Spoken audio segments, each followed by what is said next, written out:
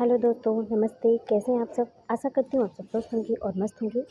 दोस्तों, मेरा नाम चंदन शर्मा है। मेरे यूट्यूब चैनल टीचिंग बाय चंदन शर्मा में आप सभी का स्वागत है। तो दोस्तों, आज हम आप लोगों के लिए सीडीपी के मोस्ट इंपॉर्टेंट क्वेश्चन लेकर आए हैं, जो सारे पीबीआई के क्वेश्चन हैं। और आप लोग इस वीडियो में लास्ट तक बने रहिएगा, ऐसे ही प्रश्न आएंगे। आप लोग इसको लास्ट तक देखिएगा, बहुत ही इंपॉर्टेंट क्वेश्चन है, ठीक है। तो चलिए इसी के साथ हम चलते हैं क्वेश्चन की तरफ। मेरा फर्स्ट क्वेश्चन है, जीन पियाजे के संज्ञानात्मक विकास के सिद्धांत के अनुसार निम्नलिखित में से कौन सी अवधारणा 3 से 6 वर्ष की आयु वाले बच्चों को सिखानी चाहिए? ऑप्शन ए है संरक्षण, बी है अनुक्रमता, सी है सांकेतिक प्रतिनिधिकरण, फोर्थ है लॉजिकल अनुप्रयोग। फर्स्ट क्या है? कंजर्वेशन है, सेकेंड है सेरिएशन, थर्ड है सिम्बॉलिक रिप्रेजेंटेशन, फोर्थ है तार्किक अनुप्रयोग, लॉजिकल एप्लीकेशन। ठीक है, तो दोस्तों इसका जो राइट आंसर हो जाएगा वो क्या है? संरक्षण, कंजर्वेशन। ठीक है, option A is the right answer. Next पे चलते हैं। बचपन के प्रारंभिक सालों में किसके विकास पर ध्यान केंद्रित करना चाहिए? बचपन का जो प्रारंभिक साल होता है उस पर किसके विकास पर ध्यान केंद्रित करना चाहिए? फर्स्ट है शारीरिक कौशल, सेकंड है सामाजिक कौशल, थर्ड है संज्ञानात्मक क्षमता, फोर्थ है संवेगात्मक कौशल, फिफ्थ है अमूर्त तर्क। दोस्तों इसका एक फार्मूला होता है PCSA, फिजिकल स्किल और कॉग्निटिव, सोशल और इमोशनल। ये सारे जो स्किल्स हैं वो एक बच्चे के जो प्रारंभिक साल होते हैं वो इसके विकास पर ध्यान केंद्रित करना चाहिए, जिस पर ये चारों स्किल्स हों। ठीक है, तो देखिए ऑप्शन में कौन कौन से हैं। ऑप्शन ए है फिजिकल स्किल, ये सही है। सेकंड है सोशल स्किल, ये भी सही है। थर्ड है कॉग्निटिव कैपेबिलिटीज़, ये भी सही है। फोर्थ है इमोशनल स्किल्स, ये भी सही है। लेकिन कहीं पर अब्स्ट्रैक्ट रीजनिंग की बात नहीं कही है, तो इसलिए इसका राइट आंसर हो जाएगा option 3 is the right answer. ठीक है, क्योंकि बच्चों के बचपन के जो प्रारंभिक सालों में शारीरिक कौशल, सामाजिक कौशल और संज्ञानात्मक कौशल, इमोशनल कौशल पर ध्यान केंद्रित करना चाहिए। ठीक है, नेक्स्ट क्वेश्चन पर चलते हैं। लॉरेंस कोहलबर्ग के नैतिक तर्क के सिद्धांत के अनुसार बच्चे किस चरण में विशेष रूप से और जानबूझकर इस तरीके से व्यवहार करते हैं जिससे माता पिता और अध्यापक सकारात्मक रूप से प्रभावित हों? क्या हो? सकारात्मक रूप से प्रभावित हो। मोस्ट इंपॉर्टेंट क्वेश्चन है। लॉरेंस कोहलबर्ग, जीन पियाजे, वाइगोत्स्की, जेम्स चॉम्स्की, ये सब बहुत इंपॉर्टेंट क्वेश्चन है। ये सब सारी थ्योरी बहुत ही इंपॉर्टेंट है, यहाँ से 100% क्वेश्चन आते हैं, तो आप लोग इसको ध्यान से देखिएगा। ठीक है, लॉरेंस कोहलबर्ग का क्वेश्चन है, इंपॉर्टेंट है। लॉरेंस कोहलबर्ग के नैतिक तर्क सिद्धांत के अनुसार बच्चे किस चरण में विशेष रूप से और जानबूझकर इस तरीके से व्यवहार करते हैं जिससे माता पिता और अध्यापक सकारात्मक रूप से प्रभावित हों? ठीक है, तो ऑप्शन ए है सामाजिक अनुबंधन अभिविन्यास, social contract orientation. Option B है अच्छा लड़का अच्छी लड़की अभिविन्यास, good boy and good girl orientation. Third है कानून और व्यवस्था अभिविन्यास, law and order orientation. Fourth है दंड आज्ञाकारिता अभिविन्यास, पनिशमेंट ऑबिडेंस ओरिएंटेशन।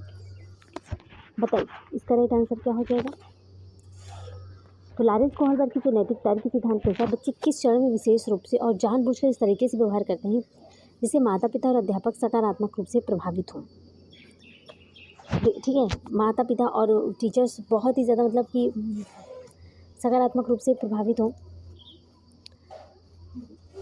इसका राइट आंसर हो जाएगा ऑप्शन बी है अच्छा लड़का अच्छी लड़की अभिविन्यास। ठीक है, good boy good girl orientation.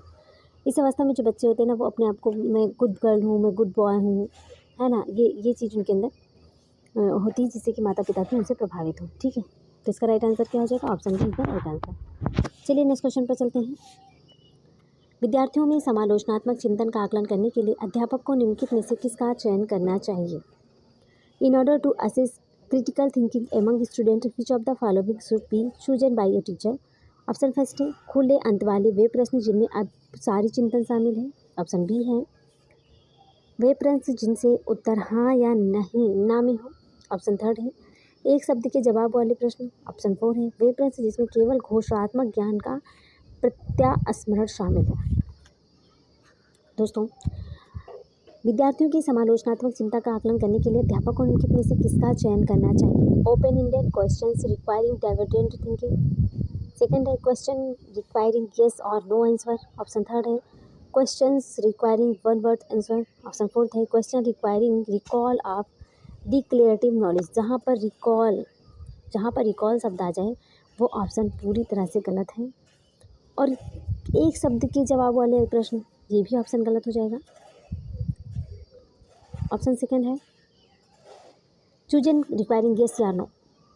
Yes हाँ या नहीं वाले प्रश्न का उत्तर भी ये भी ऑप्शन गलत है। ऑप्शन फर्स्ट है open ended question requiring divergent thinking.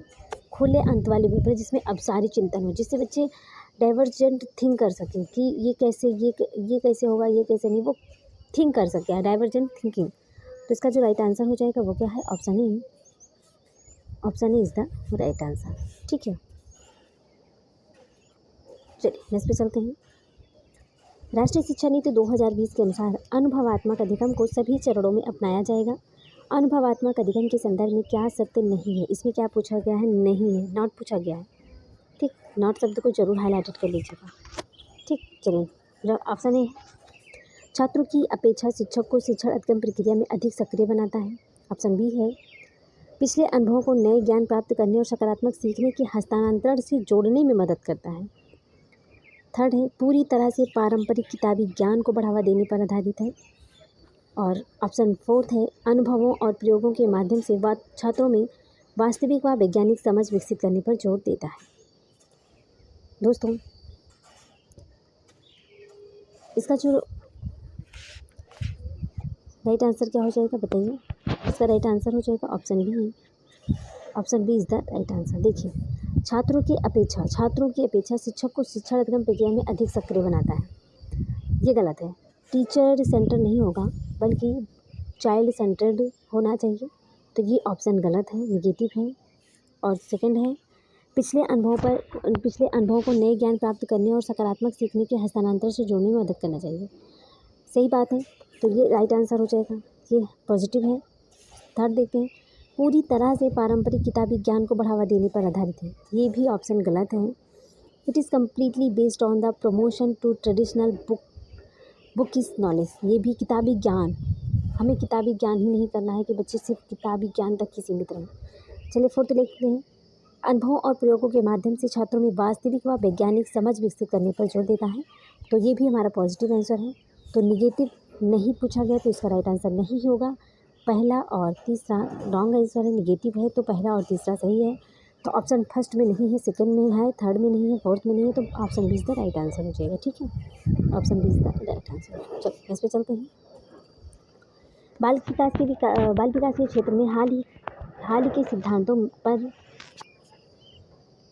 इस पे चलते हैं। बाल विकास के क्षेत्र में हाल ही के सिद्धांत यह सुझावित करते हैं कि विकास प्रभावित होता है आनुवंशिकता से, शिक्षा से, संस्कृति से, सामाजिक नीतियों से। बताइए, तो जो बाल विकास के क्षेत्र में हाल ही के सिद्धांत यह सुझावित करते हैं कि विकास जो होता है प्रभावित होते हैं। विकास जो होता है जेनेटिक्स से भी प्रभावित होते हैं, एजुकेशन से भी, और कल्चर से भी, और सोशल पॉलिटिक्स से भी। ठीक है, तो इसका राइट आंसर हो जाएगा option C is the, option 4 is the right answer हो जाएगा, क्योंकि इसमें इसका क्या होगा? Option 4 is the right answer. ठीक है, फर्स्ट सेकेंड थर्ड फोर्थ सारे इसमें शामिल हैं।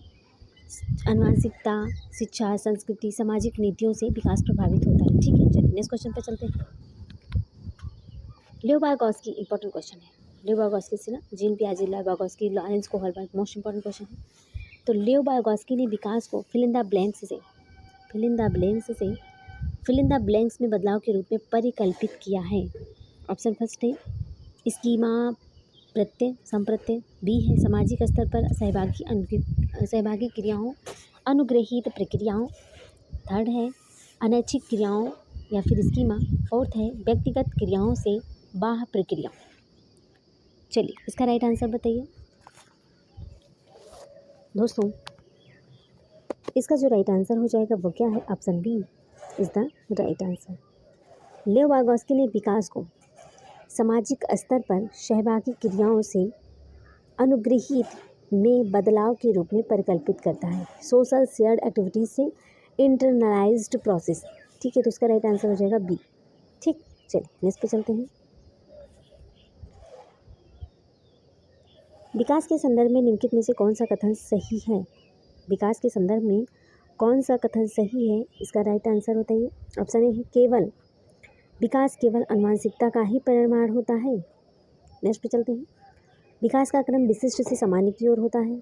आगे देखते हैं। विकास बाहर से केंद्र की ओर होता है। फोर्थ देखते हैं। विकास सिर से पैर की ओर होता है। दोस्तों, विकास के संदर्भ में कौन सा कथन सही है? हमें सही आंसर देखना है। Development is purely a result of heredity in purely. Purely शब्द केवल हेरिडिटी, नो, ऑप्शन फर्स्ट गलत है। सेकंड देख लेते हैं। ऑप्शन फर्स्ट तो गलत है, सेकंड देखते हैं। The course of development is from specific to the general. विशिष्ट से सामान्य की ओर होता है, ये भी ऑप्शन गलत है। सामान्य से विशिष्ट की ओर होता है, ना कि विशिष्ट से सामान्य की ओर होता है। थर्ड देखते हैं। Development happens from the centre to the periphery. विकास बाहर से केंद्र की ओर नहीं होता है, बल्कि विकास जो होता है वो हेड टू टॉय होता है, सिर से पैर की ओर होता है। तो ऑप्शन थर्ड गलत हो जाएगा। Development proceeds from head to toe, तो इसका जो राइट आंसर हो जाएगा विकास के संदर्भ में कौन सा कथन सही है? तो विकास जो होता है वो सिर से पैर की ओर होता है, इसलिए राइट आंसर हो जाएगा डी वाला। ठीक है, जिसे हम सेफेलोकॉडल भी कहते हैं, सिर से पैर की ओर। चलिए नेक्स्ट पे चलते हैं। मधुलिका नृत्य और योग कला में निपुण है। मधुलिका नृत्य और योग कला में निपुण है। हावर्ड गार्डनर के अनुसार उसके पास किस प्रकार की बुद्धि उच्च स्तरीय है? हावर्ड गार्डनर ने 8 प्रकार की बुद्धि बताए हैं। ऑप्शन फर्स्ट है इंट्रापर्सनल, ऑप्शन सेकंड है इंटरपर्सनल, ऑप्शन थर्ड है बोर्डली काइनेस्थेटिक, ऑप्शन फोर्थ है म्यूजिकल। बताइए इसका राइट आंसर क्या हो जाएगा? कमेंट करके मुझे बताइएगा कि आप इसका राइट आंसर क्या हो जाएगा। मधुलिका नृत्य और योग कला में निपुण है। मधुलिका नृत्य और योग कला में निपुण है। हावर्ड गार्डनर के अनुसार उसके पास किस प्रकार की बुद्धि उच्च स्तरीय है? इसका राइट आंसर हो जाएगा, क्योंकि मधुलिका जो है वो नृत्य और योग कला में, तो वो बॉडली मतलब शारीरिक गति कर रही है ना, तो इसका राइट आंसर हो जाएगा ऑप्शन 3 शारीरिक गति संवेदी, बॉडली काइनेस्थेटिक। ठीक है, अगर कोई म्यूजिकल होगा जैसे लता मंगेशकर वगैरह हो गई है ना, तो ये संगीतात्मक होगा। इंटर मतलब जो दूसरों की भावनाओं को समझे, और इंट्रा जो स्वयं की भावनाओं के बारे में समझे। ठीक है, चलिए इस क्वेश्चन पे चलते हैं। गलत शब्द जोड़ना, शब्दों को अनियमित रूप से बदलना और छोड़ देना, वाक्यों में शब्दों के क्रम को इधर उधर कर देना, यह सभी किसके स्पष्ट संकेत हैं? ऑप्शन ए है अधिगम अक्षमता, ऑप्शन बी है स्वालीनता जिसे हम ऑटिज्म कहते हैं, ऑप्शन थर्ड है ध्यानाभाव एवं अति सक्रियता विकार ADHD, ऑप्शन 4 है श्रवण बाधिता। दोस्तों, इसका जो राइट आंसर हो जाएगा वो क्या है? Option A is the right answer, अधिगम अक्षमता, लर्निंग डिसेबिलिटी। गलत शब्द जोड़ना, शब्दों को अनियमित रूप से बदलना और छोड़ देना, वाक्यों में शब्दों के क्रम को इधर उधर कर देना, ये सब क्या है? लर्निंग डिसेबिलिटी हो गया। ठीक है, इस पे चलते हैं।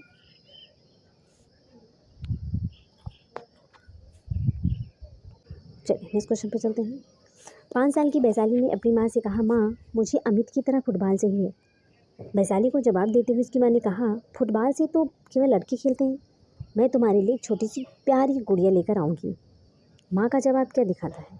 माँ का जवाब क्या दिखाता है? ऑप्शन ए है gender role flexibility, option B है जेंडर इक्विटी, ऑप्शन थर्ड है जेंडर स्टेरियोटाइपिंग, ऑप्शन 4 है जेंडर रिलीवेंस, जेंडर भूमिका में लचीलापन, सेकंड है लिंग समता, थर्ड है लिंग रूढ़िवादिता, फोर्थ है लिंग प्रासंगिकता। चलिए, तो इसका राइट आंसर क्या हो जाएगा? जैसा कि आप सब लोग जानते हैं कि माँ जो है 5 साल की वैशाली है, जो कि अपनी माँ से कहती है, माँ मुझे अमित की तरह फुटबॉल चाहिए। वैशाली को जवाब देती उसकी माँ कहती है, फुटबॉल से तो केवल लड़के खेलते हैं, मैं तुम्हारे लिए छोटी सी प्यारी गुड़िया लाऊंगी। माँ का जवाब क्या दिखाता है?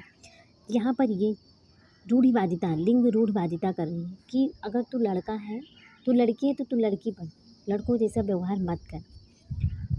बाकी हमारे समाज को ऐसा नहीं करना चाहिए। ठीक है, तो इसका राइट आंसर हो जाएगा gender stereotype is the most important question है। दोस्तों, जेंडर स्टीरियोटाइप से हर साल क्वेश्चन आते हैं, तो आप लोग इसको जरूर ध्यान से पढ़ लीजिएगा। ठीक है, चलिए नेक्स्ट पे चलते हैं। प्रभावी शिक्षक कक्षा में शिक्षण अध्ययन की प्रक्रिया में अक्सर जांच करने वाले प्रश्नों का प्रयोग करते हैं। इससे शिक्षक को किस प्रकार का मूल्यांकन करने में मदद मिलेगी?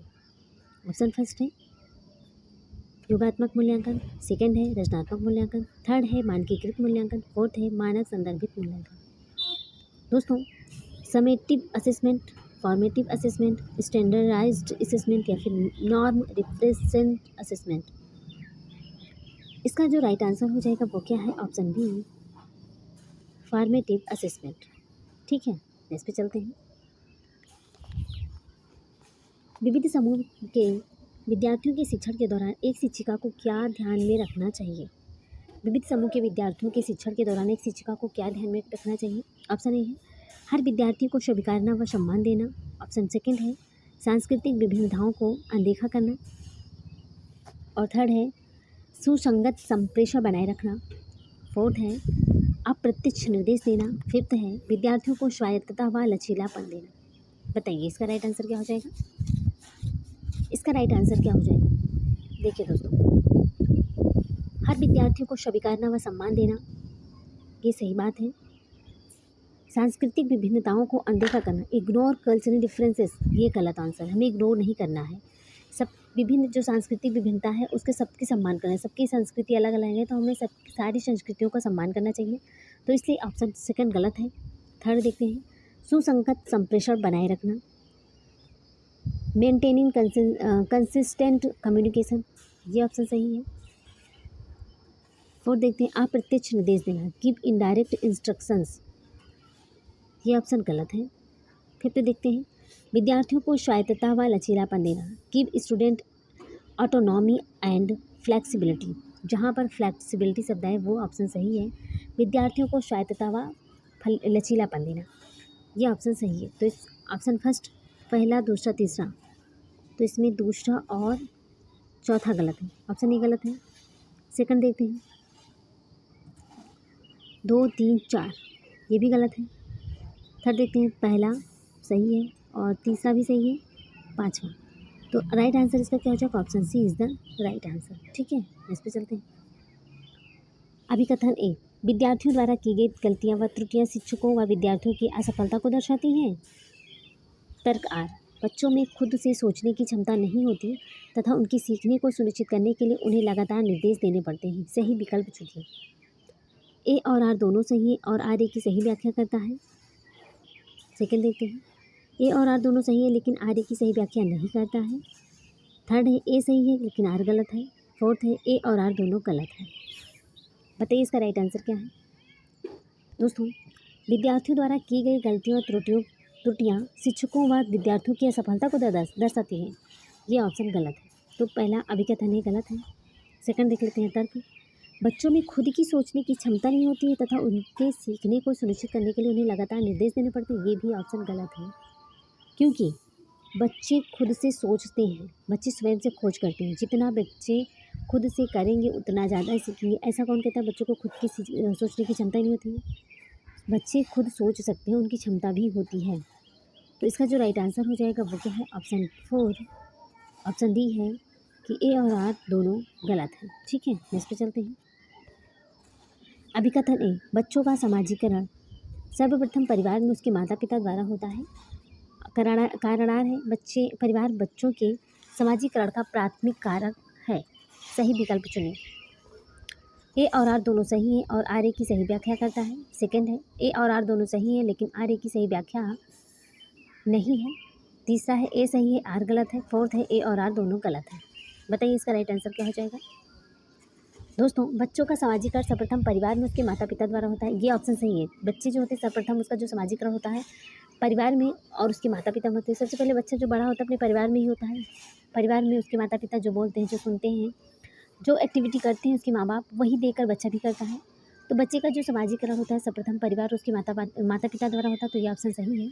सेकंड देखते हैं, परिवार बच्चों के समाजीकरण का प्राथमिक कारक है। राइट आंसर है परिवार जो होता है बच्चे के समाजीकरण का प्राथमिक कारक होता है। द्वितीयक जो होता है स्कूल हो गया, लेकिन प्राथमिक जो प्राथमिक होता है सामाजिक प्राथमिक कारक वो है फैमिली, परिवार। तो इसका राइट आंसर क्या हो जाएगा? ए और आर दोनों सही है, आर ए की सही व्याख्या करता है। तो A is the right answer. ठीक है, चलिए इस पे चलते हैं। अभिकथन ए, सुविधा वंचित समूह से आने वाले विद्यार्थियों की आवश्यकताओं को संबोधित करने के लिए अध्यापक को उनके सामाजिक सांस्कृतिक संदर्भों को जानना चाहिए। कारण आ रहे, पाठ्यचर्या की अभिकल्पना औसत विद्यार्थियों को ध्यान में रखकर करनी चाहिए। सही विकल्प चुनें। ऑप्शन ए है ए और आर दोनों सही है और आर ए की सही व्याख्या करता है। सेकंड है ए और आर दोनों सही है लेकिन आर ए की सही व्याख्या नहीं करता है। थर्ड है ए सही है लेकिन आर गलत है। फोर्थ है ए और आर दोनों गलत है। बताइए इसका राइट आंसर क्या हो जाएगा। सुविधा वंचित समूह से आने वाले विद्यार्थियों की आवश्यकताओं को संबोधित करने के लिए अध्यापक को उनके सामाजिक सांस्कृतिक संदर्भों को जानना चाहिए। ऑप्शन ए सही है। ऑप्शन ए सही है। बी देख लेते कारण आर कि पाठ्यचर्या की अभिकल्पना औसत विद्यार्थियों को ध्यान में रखकर करना चाहिए। Curriculum should be designed keeping average student in mind. Choose the correct options. Option B गलत है क्योंकि औसत विद्यार्थियों को केवल ध्यान में रखकर ही करनी चाहिए। ये ऑप्शन गलत है तो इसका राइट आंसर हो जाएगा ऑप्शन सी, ए सही है और आर गलत है। ठीक है नेक्स्ट पे चलते हैं। पठन वैकल्य किस प्रकार की विकलांगता है। Dyslexia is a disabilities. Option A है स्पेसिफिक लर्निंग, अधिगम विशिष्ट। ऑप्शन सेकेंड है सेंसरी, संवेदी। थर्ड है बिहेवियर, व्यवहारात्मक। फोर्थ है मोटर, गत्यात्मक। दोस्तों जो डिस्लेक्सिया है वो पठन विकार से संबंधित है। तो पठन वैकल्य किस प्रकार की विकलांगता है तो स्पेसिफिक लर्निंग है। कैसी है। Option A is the right answer, अधिगम विशिष्ट है। चलिए नेक्स्ट पे चलते हैं। निम्नलिखित में से अध्यापक द्वारा अपनाई गई कौन सी विधि अधिगम प्रक्रिया में विद्यार्थियों की सक्रिय भूमिका को कम महत्व देती है। बताइए निम्नलिखित में से अध्यापक द्वारा अपनाई गई कौन सी विधि अधिगम प्रक्रिया में विद्यार्थियों की सक्रिय भूमिका को कम महत्व देती है। ऑप्शन ए है व्याख्यान, बी है पूछताछ, सी है चर्चाएं, डी है खोज या अन्वेषण। व्याख्यान लेक्चरर, बी है पूछताछ इंक्वायरी, सी है डिस्कशन और फोर है खोज या फिर अन्वेषण जिसे हम डिस्कवरी कहते हैं। दोस्तों इसका राइट आंसर आप लोग मुझे बताइए कि इसका राइट आंसर क्या होगा, क्योंकि क्वेश्चन में पूछा गया विद्यार्थियों की सक्रिय भूमिका को कम महत्व देती है। ठीक है इसका राइट आंसर हो जाएगा ऑप्शन ए व्याख्यान, क्योंकि पूछताछ से अगर हम क्वेश्चन पुटअप करेंगे तो बच्चे उसमें सक्रिय रहेंगे।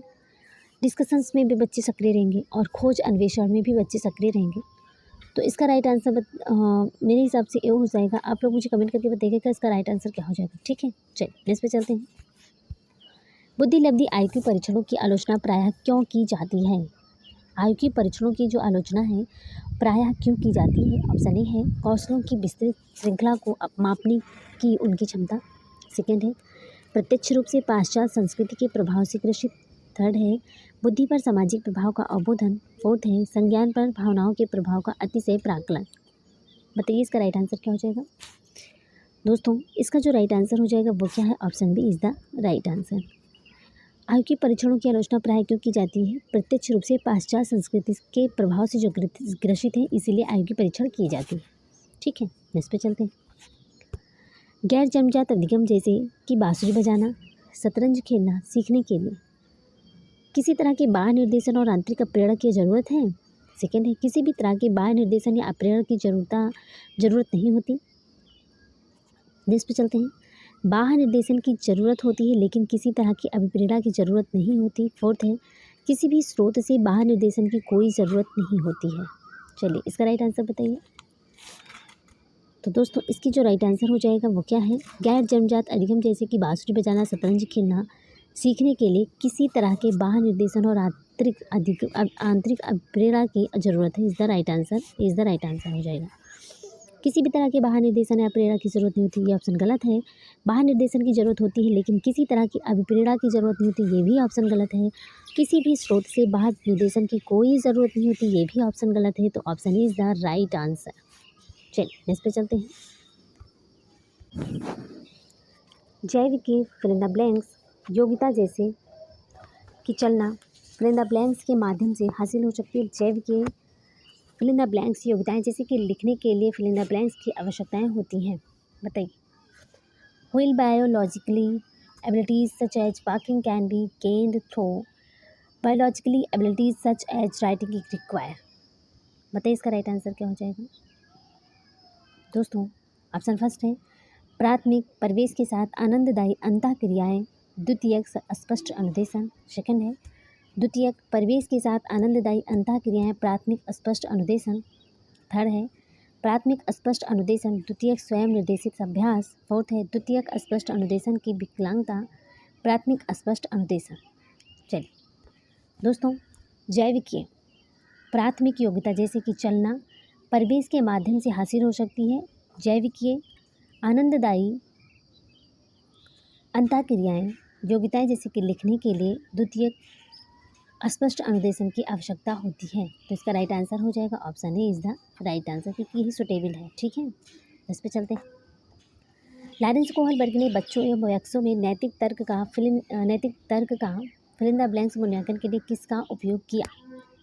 Lawrence Kohlberg used fill in the blanks to evaluate the moral reasoning among children and adults. Option A है परिकल्पित स्थितियाँ, हाइपोथेटिकल सिचुएशंस। बी है पेपर पेन टेस्ट, कागज कलम आधारित परीक्षा। थर्ड है चित्रकला, ड्राविंग्स। फोर्थ है रिपोर्ट्स कार्ड।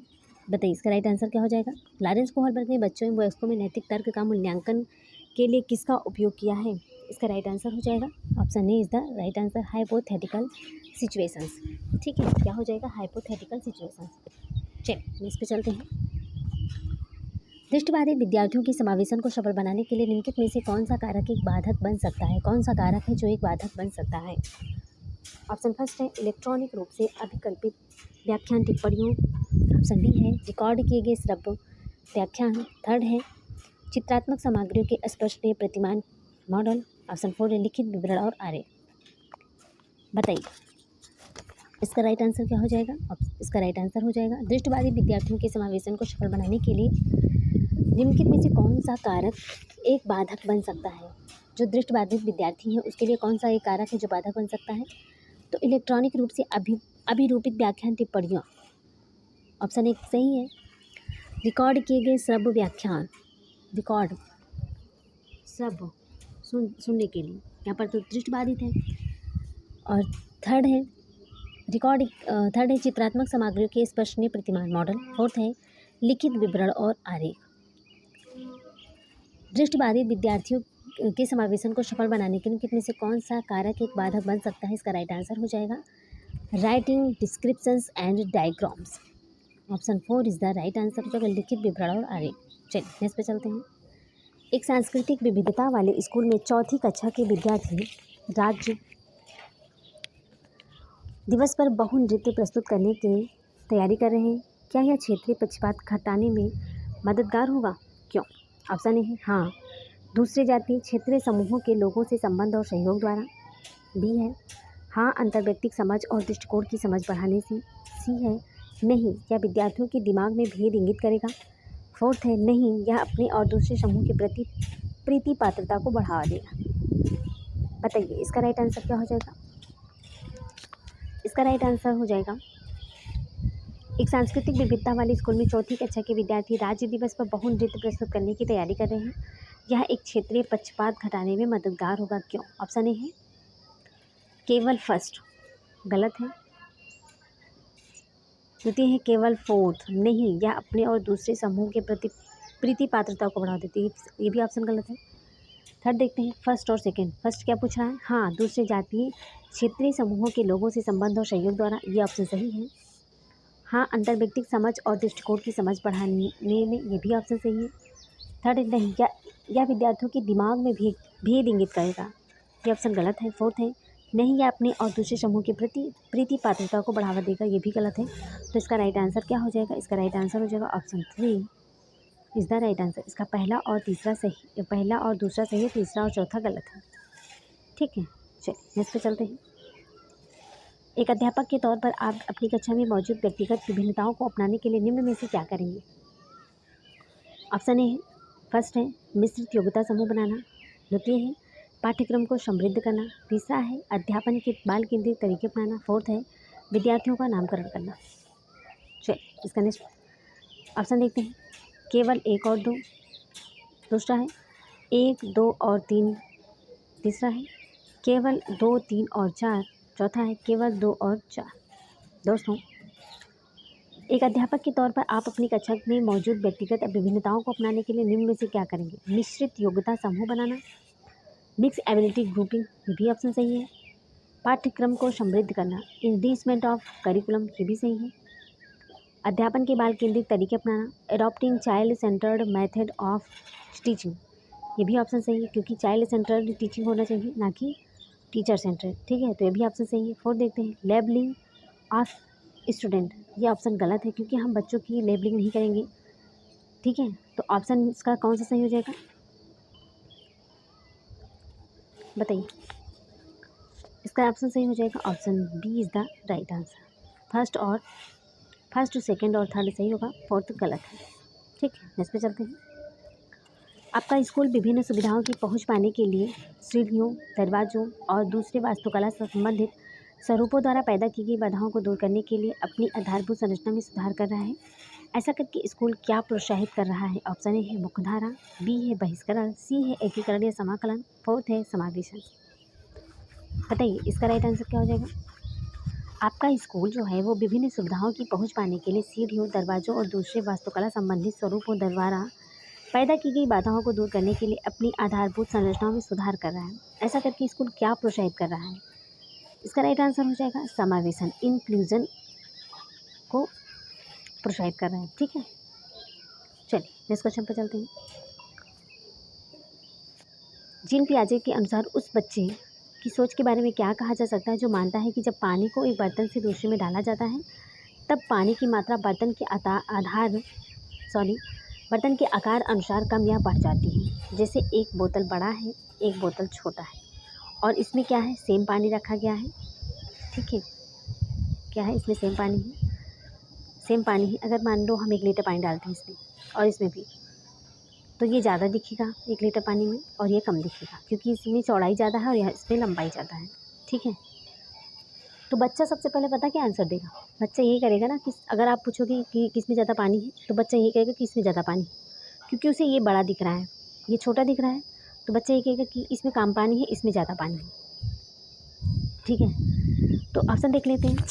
बच्चे में संरक्षण के कौशल नहीं, ऑप्शन बी है बच्चे ने वस्तु अस्थायित्व नहीं हासिल की है। थर्ड है जीववादी सोच बच्चे के विचारों को सीमित करती है। फोर्थ है बच्चा क्रमबद्धता की प्रक्रिया करने में अक्षम है।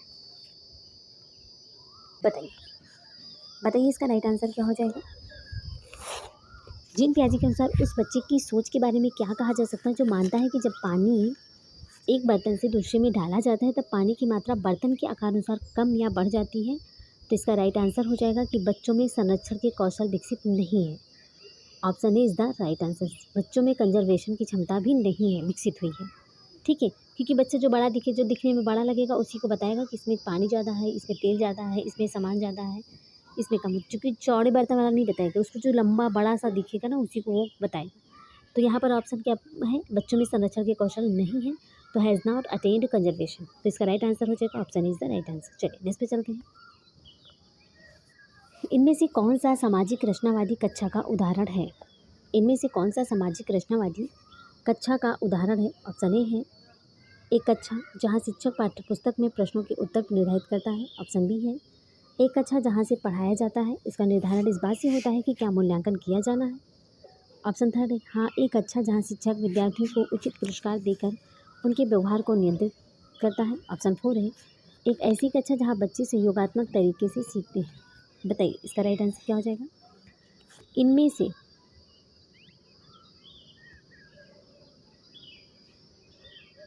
से कौन सा सामाजिक रचनावादी कक्षा का उदाहरण है? Social constructivist classroom. Option A है एक कक्षा जहाँ शिक्षक पाठ्यपुस्तकों में प्रश्नों के उत्तर निर्धारित करता है। ऑप्शन ए गलत है। ऑप्शन बी देख लेते हैं। एक कक्षा जहाँ से पढ़ाया जाता है उसका निर्धारण इस बात से होता है कि क्या मूल्यांकन किया जाना है। ये भी ऑप्शन गलत है। ऑप्शन 3 देख लें। एक कक्षा जहाँ शिक्षक विद्यार्थियों को उचित पुरस्कार देकर उनके व्यवहार को नियंत्रित करता है। उचित पुरस्कार, ये भी ऑप्शन गलत है। ऑप्शन 4 देख लेते हैं। एक ऐसी कक्षा जहाँ बच्चे सहयोगात्मक तरीके से सीखते हैं। एक class where the children learn collaboratively is the right answer. तो fourth is the right answer है, क्योंकि ऐसी कक्षा होनी चाहिए जहाँ बच्चे सहयोगात्मक तरीके से सीखते हैं। ठीक है, चलिए नेक्स्ट पे चलते हैं। तो दोस्तों इसी के साथ तो मेरा जो ये क्वेश्चन था इसका आंसर फोर्थ हो जाएगा। ठीक है, तो दोस्तों इसी के साथ हमारे क्वेश्चन समाप्त होते हैं। तो दोस्तों आप हमें कमेंट करके ये बताइएगा कि आपको हमारे क्वेश्चंस कैसे लगे। आप हमें प्लीज़ कमेंट ज़रूर कीजिएगा और हमें ये बताइएगा कि आपको हमारे क्वेश्चंस कैसे लगे। और अगर आप चैनल पर पहली बार विजिट करें तो प्लीज़ लाइक ज़रूर कर दीजिएगा, लाइक कर दीजिए, शेयर कर दीजिए। जो भी सिटी एग्ज़ाम की तैयारी कर रहे हैं उन्हें ज़्यादा से ज़्यादा शेयर कर दीजिएगा, कमेंट कर दीजिएगा। अगर आप हमारे चैनल पर पहली बार विजिट करें तो प्लीज़ सब्सक्राइब ज़रूर कर दीजिएगा और बेल आइकन को ज़रूर प्रेस कर दीजिएगा, जिससे आपको हमारी नेक्स्ट वीडियो का नोटिफिकेशन आप तक पहुँचे। दोस्तों सबसे बड़ी खुशी की बात ये हुई कि बिहार बीपीएससी ने जो अदर स्टेट वाले हैं उनको भी फॉर्म भरने के लिए अलाउ कर दिया है। तो आप लोग जल्द से जल्द, जो सीटेट रिपेयरिंग वाली भी है वो भी, जो सीटेट का पेपर देने वाले हैं वो भी फॉर्म फिल कर दीजिए, और जो सीटेट पास हैं वो तो भर ही दीजिए। तो आप लोग ये मौका मत गवाइए, जल्द से जल्द फॉर्म भर दीजिए। ठीक है, लास्ट डेट होने से पहले ही आप लोग फॉर्म फिल कर दीजिए और आप लोग जल्द से जल्द सरकारी नौकरी पाइए। हम अब बिहार बीपीएससी की तैयारी करवाएंगे। ठीक है, आप लोग हमें कमेंट करके बताइएगा कि आपको कैसी क्लास चाहिए, मतलब कि क्वेश्चन आंसर बेस्ड चाहिए या फिर थ्योरी क्लास चाहिए। तो आप मुझे कमेंट करके बताइएगा, मैं उसी के अकॉर्डिंग क्लास लेकर आएंगे। तो चलिए इसी के साथ मिलते हैं नेक्स्ट वीडियो में। तब तक के लिए bye bye, take care, see you.